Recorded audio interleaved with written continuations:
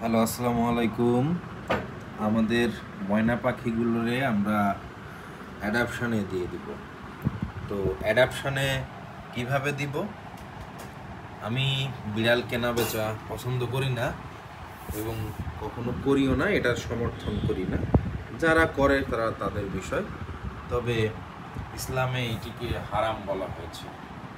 আমার এই সোনামণিটার দুইটা চোখ, দুই কালার দেখছেন? হ্যাঁ, তো যাই হোক, আমার বিড়ালগুলোকে আমি গিভওয়ে করব, গিভওয়ের মাধ্যমে অ্যাডাপশনে দিব।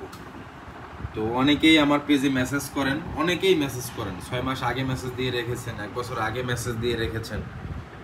তো আমি কাদেরকে এই বিড়ালগুলো দিই? এত মানুষের ভিড়ে আমি আমার এখান থেকে একটা বাচ্চা রাখবো আর 4টা বাচ্চা দিয়ে দিব। আর দেশি, এগুলো মিক্সড। আর দেশি যে দেশি আছে আরও 5-6টা, সবগুলোকেই গিভওয়ে করা হবে। যে যা নিতে চাইবে সেভাবেই আর কি গিভওয়ে করব।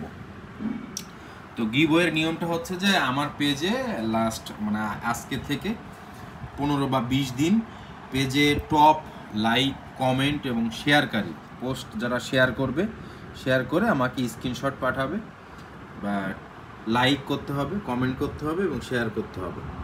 যেহেতু আমি টাকার বিনিময়ে আমার বেবিগুলোর বিক্রি করতেছি না, একদম ফ্রিতে দিয়ে দিচ্ছি।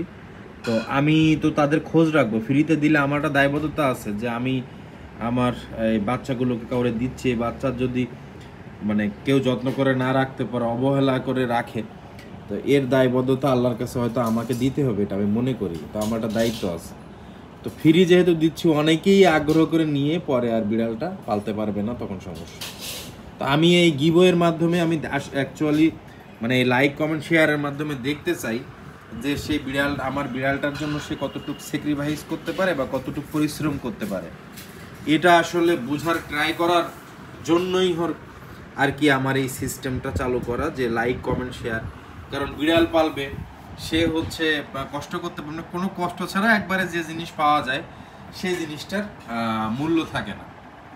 তো কষ্ট এতটুকুই যে লাইক, কমেন্ট এবং শেয়ার করে এবং নিয়মিত আমার পেজটা দেখতে হবে। এটার আরেকটা বিষয় হচ্ছে যে আমার বিড়ালগুলো যখন আমার নিয়মিত লাইক, কমেন্ট, শেয়ার করবে, আমার পেজটা সে দেখবে, তখন আমি বিড়ালগুলো কিভাবে পালতেছি, কিভাবে তাদের টেক কেয়ার করি, কিভাবে তাদের খাদ্য অভ্যাস কি, তারা কি কি পটি ট্রেনিং কিনা, তারা হচ্ছে কখন খায়, কখন ঘুমায়, কখন তাদের পরিষ্কার করতে হয়, বাবু বাবু বাবু বাবু বাবু কখন তাদের পরিষ্কার করতে হয়, এই সব বিষয়গুলো তারা জানতে পারবে।